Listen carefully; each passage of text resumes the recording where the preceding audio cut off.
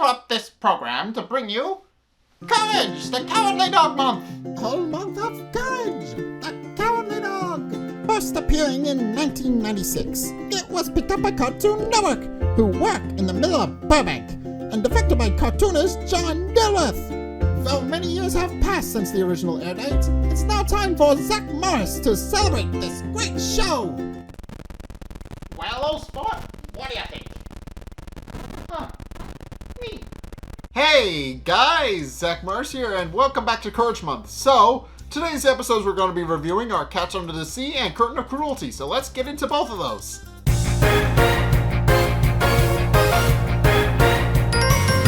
Okay, so this episode marks the return of Katz, once again as the main antagonist of an episode, and this is one of his funnier episodes that he's been in, for reasons that'll become apparent. But I guess the episode starts off with, Muriel making breakfast for Eustace and Courage, and Eustace is just making a bunch of ludicrous demands of her while she's trying to cook. And eventually she just kind of gets sick of it.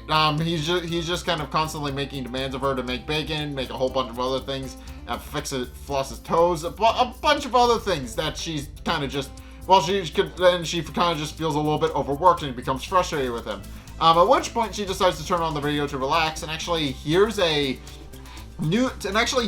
advertisement for an undersea cruise in a submarine, which is designed to be which is kind of just like an incentive to just kind of come in, take a load off, and just kind of not be completely overworked. Which she immediately jumps at and takes Courage with her. And all while Eustace is completely oblivious to what is actually going on. He's making demands of her. Courage is actually helping himself to several of the eggs that Eustace has partially eaten but didn't actually finish. At which point she just kind of grabs her bag, picks up Courage, puts him under her arm, and leaves while Eustace is just rattling off all the other things that he wants done. And Eustace is completely oblivious about all of it. And eventually they do wind up on the submarine where they wind up with a couple of other passengers. Floyd actually shows up with a dummy, with a ventriloquist dummy, and is revealed to be a ventriloquist of some sort, although his dummy is sentient, which doesn't really help all that much, which is kind of an interesting little side point, but in case the dummy actually winds up striking up a conversation with Courage, and pointing out that he doesn't do well into small spaces, and points out that Courage doesn't want to be there either, which Courage affirms. But at which point Floyd decides to actually put his dummy in his travel case, and that's the end of that. And Courage immediately tries to inform Muriel about what he just saw, but Katz actually enters in through an ascending elevator thing and reveals himself to be the captain of their cruise, which Courage freaks out about because he knows Katz a bit enough at this point to know that Katz is a very dangerous person to be around. From there, he actually starts assigning people their duties. He immediately asks everybody what their skills are, and Muriel responds that she's actually really good at making tea, which is kind of a main trait that she has. So Cass decides to actually make her his first mate in making tea, which she's happy about. But when Courage tries to follow her, Katz once again reinforces his no dogs allowed policy and kicks Courage out and doesn't let him come into the submarine. At which point Floyd goes up to go and reveal what he can actually do, which is that he's a ventriloquist. At which point Courage actually hears the dummy calling for him from inside the case, and realizing he actually has an idea of how to actually slip in, he lets the dummy out of the case, who then thanks Courage and leaves, while Courage actually sneaks inside via Floyd's case and pretends to be a dummy for him. Which winds up working. Floyd actually is assigned the first mate in entertainment, and then he just leaves with Courage in his bag, none the wiser. At which point Muriel is actually listing all the different things all the different types of tea she can make. And one tea in particular is TNT, which is a very obvious pun, and obviously the tea explodes. And which she finds out when she reads the label, but she also points out that the tea just has a very good sense of humor. It's at this point where Courage is actually performing a performance with Floyd. Floyd is actually doing his usual stand-up routine with Courage as his dummy, which winds up working, and Courage actually they actually do a bit with a bottle of seltzer, which goes into Floyd's mouth and comes out Courage as bubbles. And when they get applause, Floyd actually goes to retire to his quarters and puts Courage in the case and just lets him sit there, with Courage then popping out of the case once Floyd leaves to actually catch his breath. But then Katz shows up, so Courage goes back to being a dummy for 5 minutes. At which point Katz actually makes a call over the sub's intercom, pointing out that he would like a large cup of TNT. And then because he thinks he's alone because Courage is currently pretending to be a dummy, he then exposes this plan, which is to blow up the sub using a cup of TNT, which we've established blows up when it gets too low, when it goes too low in depths, and it's actually very pressure sensitive as a result of that. But in case Katz, after gloating everything. Gloating about his plan, actually goes to leave, and Courage, who had heard the whole thing because he was pretending to be a dummy, realizes that he needs to stop Katz and actually goes to Muriel to let her know what's going on. But Muriel actually does seemingly at first understand exactly what Courage is trying to say to her, and then proceeds to actually go and confront Katz about it. And Katz, in response to that, actually winds up locking her in the brig because he thinks that she knows what he's up to.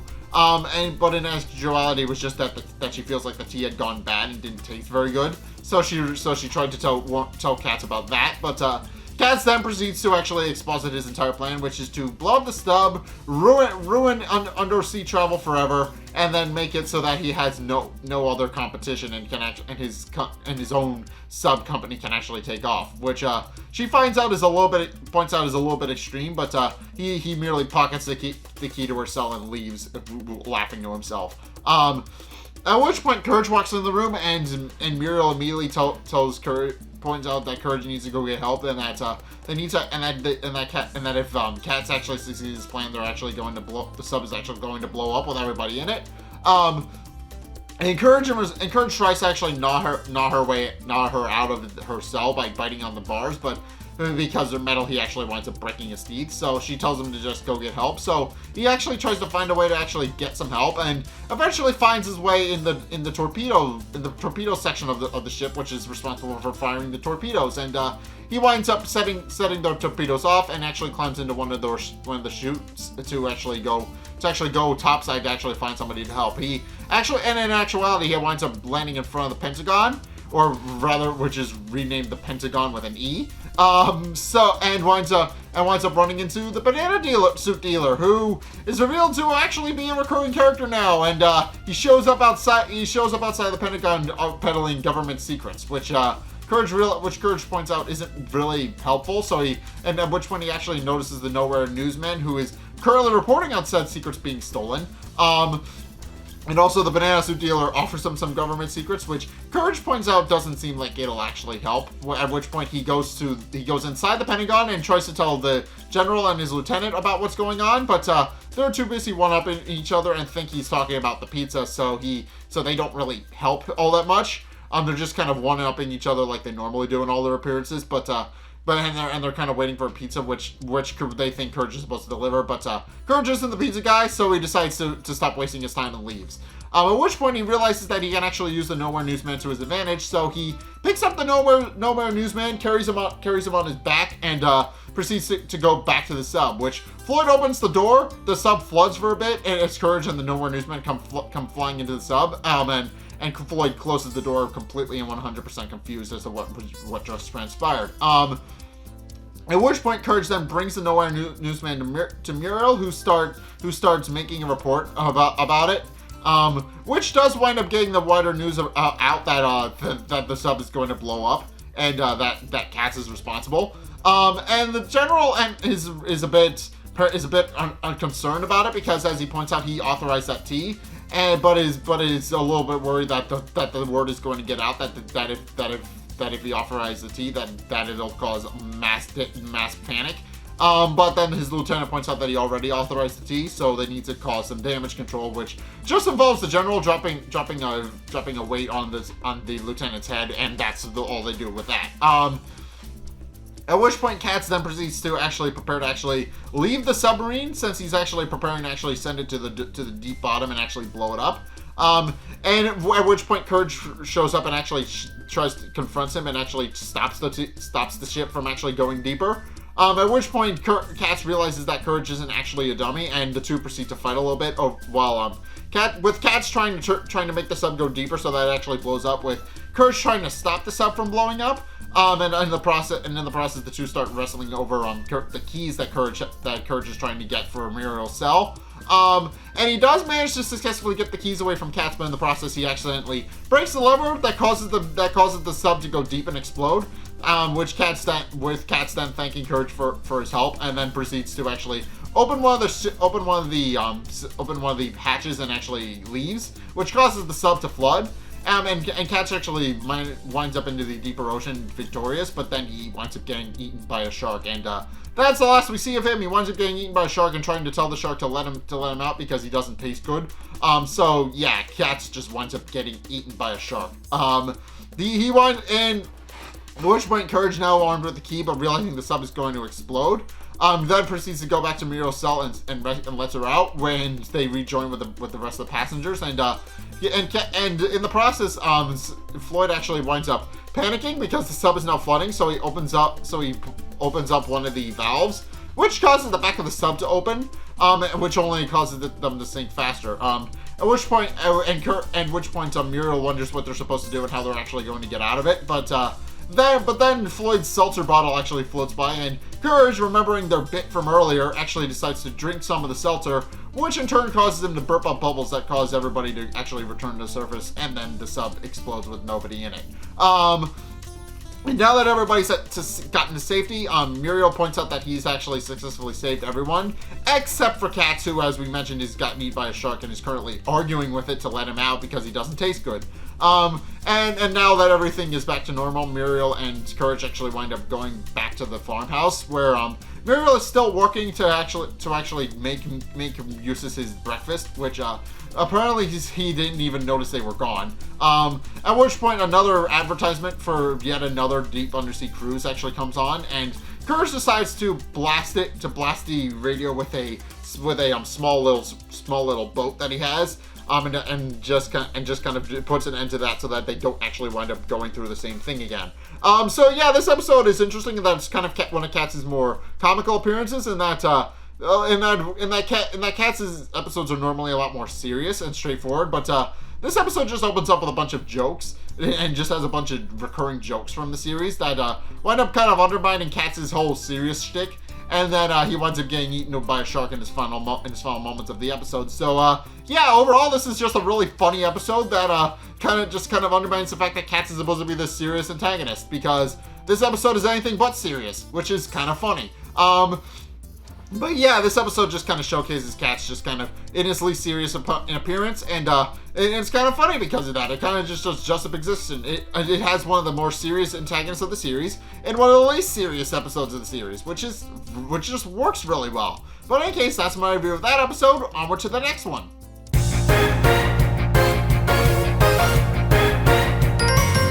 Okay, so this episode, Curtain of Cruelty, is interesting for a number of reasons. I know several of which I will get into, but the episode opens up with a translucent purple curtain just descending on the wilderness, and it just kind of cuts through the mountains and a whole bunch of other areas. And meanwhile, Muriel and Courage are working on making the laundry, and Courage notes that the laundry just smells really good. Which Muriel chalks up to her homemade laundry detergent, which is just homemade fabric softener, and the way it works is that it just makes it a lot softer and smell a lot better. Although Muriel remarks that she wishes that Eustace would let her use it on his clothes, which is exemplified by the fact that his clothes are just very hard and stiff, whereas Courage is just very happy to smell it, and decides he wants to smell just as good as the clothes does. So he takes what's left of the fabric softener and starts rubbing it on himself to make himself big and floofy. Which Muriel points out means that they're out of their homemade fabric softener, so they need to now go into town to make some more. And in any case, they then proceed to go into town and actually go to the general store. And Muriel is actually greeted by an old lady who is revealed to be an old friend of Muriel's, but it's not clear. Her name is never actually specified, but she greets Muriel and Courage like they're old friends, and then moseys off. And then again, they actually walk into the general store, which is revealed to be owned by John Bond, who apparently runs it in addition to Burgers Really Cheap. And that's a little bit interesting. It's implied that he is. I'm not entirely sure if that's like his night job or something, but it's implied that he works multiple jobs and actually runs multiple places at once. Which is not surprising that people would actually run multiple part-time jobs. But in case Courage and Muriel actually go looking for the ingredients to Muriel's homemade fabric softener, while Eustace actually goes off to go get some meat from John Bond, and is a little bit frustrated that John Bond is dealing with a little girl instead of him, and he's also very annoyed about how pleasant and polite that everybody is. But then that kind of changes almost immediately when the curtain descends on nowhere, and it quickly and everybody except Eustace, Muriel, and Courage are affected by it. At which point, John Bond and the little girl are suddenly mortal enemies, and John Bond is very angry with the little girl for no apparent reason, and that he gave her what she wanted for free before back when he was nice, but now that he's angry and irritable for no apparent reason, he decides that he's going to charge her $1,000 and tells her that unless she has the money, he's not going to sell her anything. And she retaliates by jumping up and down on all of his products so that they don't actually sell, and then she storms off and leaves. Which Eustace remarks is kind of weird and a little bit interesting, but in any case, now that Muriel has her fabric softener, she then walks up to John Bond and asks for her ground beef, which he then responds by throwing the meat in her face, which causes Courage to freak out because he doesn't really understand why everybody's suddenly so mean and hostile. And then he goes outside to actually go and get the lay of the land and see if anybody else is acting this way. But when long story short, they are. Everybody's just kind of causing problems and picking fights, and long story short, even the police officers kind of breaking some laws. Case in point, Eustace comes out shortly after Muriel winds up getting kicked out for saying thank you to John Bond. The police officer actually winds up stealing Eustace's tires off of his truck and leaving. But Eustace then decides to respond in kind by stealing some little dinky tires off of a baby carriage, and winds up putting them on his truck, which results in him being nominated mayor because one of the guys from his mom's company actually decides to be his campaign manager upon seeing how cruel and mean he is, and he winds up being nominated for mayor because of that. And when Muriel actually goes to investigate because she's now waiting in the truck waiting for Eustace to get back, she realizes that the whole town has gone daffy and actually decides to go and talk to Eustace and make sure everything is okay. And in the process, she accidentally winds up hitting the little girl from earlier, who doesn't get upset with her for hitting her in the face with the door. She is upset, however, with her apologizing for it, which causes her to get arrested and go to a re-education center where she's forced to prove her cruelty by beating a hamster over the head with a hammer, which winds up not actually working, which winds up actually not being counterproductive because she doesn't want to hurt the hamster and just wants to be his friend, and the hamster kind of thanks her in kind for it. At which point Courage realizes he actually needs to actually figure out a way to actually reverse the effects and actually figure out what's going on.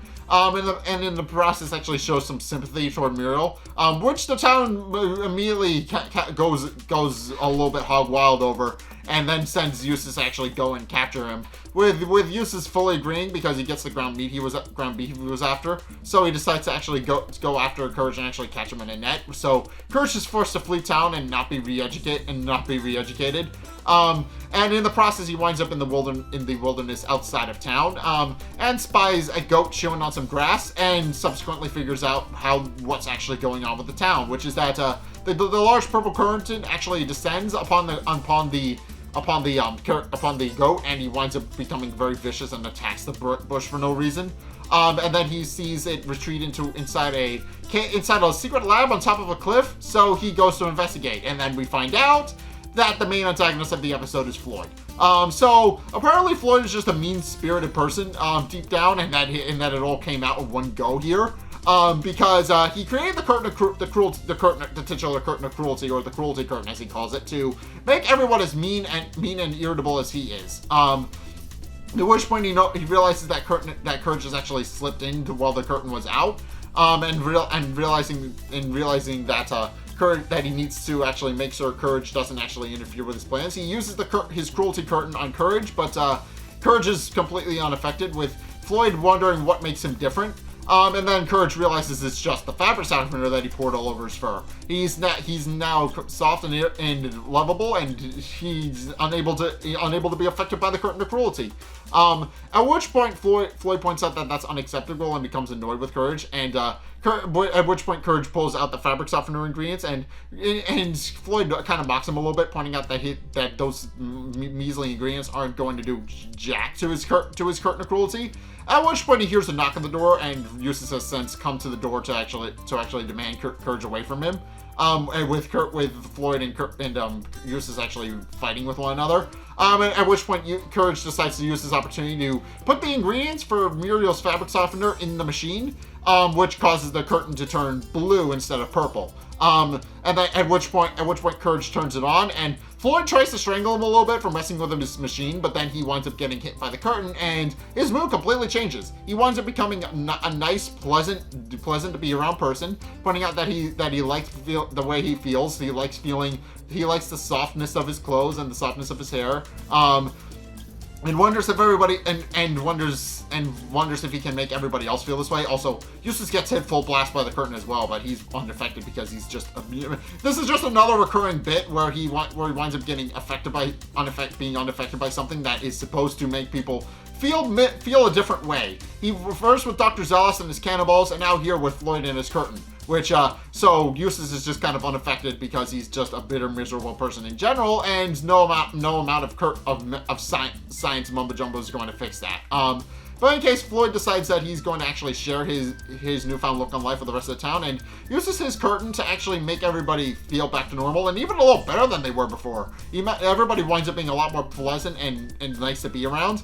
At which point, Courage runs back into town because Eustace is chasing him, and the people realize that they don't actually want Eustace for mayor if he's going to be that cruel and mean-spirited. So they decide to actually not only save Courage, but have Eustace sent to the rehabilitation center instead, and Muriel is actually set free in the process. And back home, they have successfully finished their batch of fabric softener and have actually finished the laundry with Floyd having now been declared mayor because he's now the nicest guy in nowhere. So they decide to make him mayor because of that, even though it was his fault. But Muriel merely remarks about how nice a person their new mayor is, and are happy that he got elected.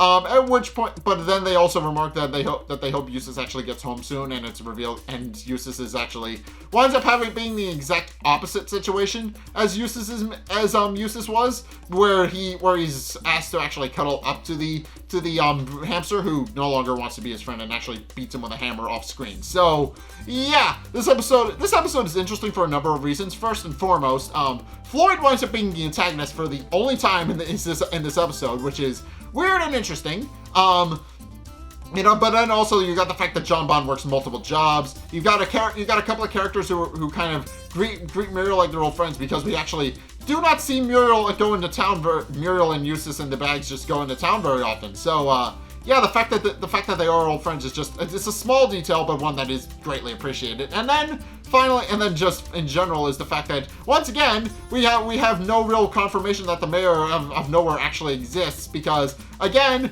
Eustace is declared mayor. He's declared mayor in this episode and is almost elected mayor, and then Floyd is elected mayor shortly after. So again, the mayor may or not exist. He may or may not. We have no clue. We have no clue because there's sometimes a character that exists in the context of Courage the Cowardly Dog, and sometimes there isn't. And yeah, this just adds to that confusion. Is there a mayor of nowhere or not? He doesn't seem to exist at any given point, but yeah, this episode is just interesting for that reason as well. But in any case, that is my review of Courage the Cowardly Dog. What did you guys think? Let's get a discussion going in the comment section down below, or over on my Discord server, link in the description. Anyway, thank you guys so much for watching. If you enjoyed, be sure to like, comment, and subscribe. Also, be sure to follow me on Twitter in the description below.